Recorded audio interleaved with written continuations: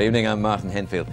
Thousands of aerospace workers in Lancashire are celebrating tonight following the award of a £100 billion contract for a new jet fighter. The aircraft contract, the biggest in military history, has gone to a consortium involving BAE Systems. It safeguards thousands of jobs at the Warton and Samlesbury sites in Lancashire and could create a significant number of new jobs. Liam O'Donoghue reports. These prototypes of the new Joint Strike Fighter were partly developed at BAE's site in Warton for a consortium led by Lockheed Martin. The Pentagon was so impressed, it's just announced it's awarding the contract to Lockheed rather than rival bidders Boeing. The decision's a huge boost for the BAE Systems plants in Lancashire. The company's delighted and is praising its workforce. It's a very significant commitment and support to this very high technology base we have in the Northwest. I think it's a tribute to the engineering skills of our business and the manufacturing skills, particularly at Samlesbury, and a very strong endorsement of those skills and the contribution they have to make both to the UK economy and to this very advanced programme. BAE Systems is now expected to build the plane's fuselage sections. That means a solid future for thousands of existing jobs, the prospect of new jobs and spin-offs for the local economy. Fantastic for the area. I mean, it'd be good for local business, keeping people on at the local plants. The initial contract is for 3,000 aircraft, but there could be more orders and more good news for Lancashire's aerospace industry in the future. Merseyside police are warning that fireworks which could kill are being sold illegally to the public. They've seized dangerous devices imported from China, which are only supposed to be used during organised displays. Philip Bromwell has the details.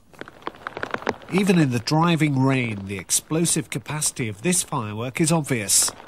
Showers of sparks fly out in all directions, but display fireworks are designed to be launched into the sky by professionals using specialist equipment.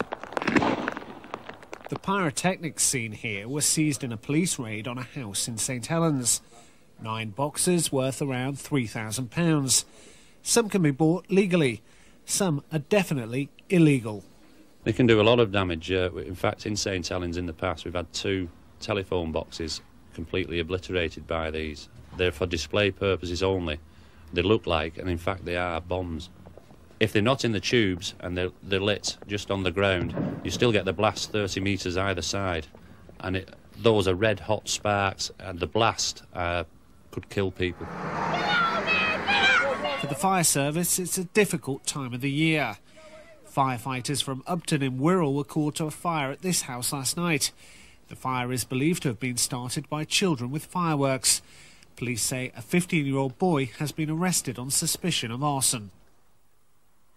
Kevin Taylor, the businessman at the centre of the Stalker affair, has died. Mr Taylor was a friend of the former Deputy Chief Constable of Greater Manchester, John Stalker. Their relationship led to Mr Stalker being removed from Northern Ireland's shoot-to-kill inquiry in 1986.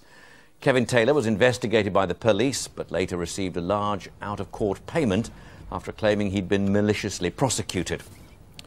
2 men charged with an arson attack on the house of an elderly Tameside couple have been remanded in custody. 77-year-old Mary Smith broke her pelvis when she and her husband jumped from a first-floor window of their home in Hyde. Christian Hodgson and Jonathan Sayers, both from Hyde, have been charged with arson with intent to endanger life. They'll appear at Manchester Crown Court next month. The eastbound section of the M62 at junction 22 in Greater Manchester has closed tonight to allow the installation of a huge gantry which will provide improved driver information. The motorway will reopen at 5:30 tomorrow morning. Upland farmers still affected by foot and mouth restrictions say they're fast running out of valuable fodder. Many say they'll struggle to feed their animals through the winter. Meanwhile, the former Agriculture Minister, Nick Brown, has admitted he was in favour of vaccination against the disease all along. Peter Holland reports. There should be no sheep in this field or for many miles around. They should have been sold for breeding or sent for grazing. But this overstocked valley at Long Sledle near Kendal is still classed as an infected area. The animals are going nowhere. The fields here are still green and lush. That's because the weather has been very mild. But the farmers say within a few weeks, perhaps even a few days, the fields will become muddy, totally unsuitable for grazing. That's why farmer Andrew Sutton is having to spend thousands of pounds on supplementary animal feed like sugar beet, which should see his stock through the winter. It's money he can't afford. You've got to think positive, because otherwise we'd be suicidal, I would think. But you've just got to hope and pray that things improve quickly rather than later. Many sheep farmers thought vaccination would have spared them the misery of foot and mouth disease.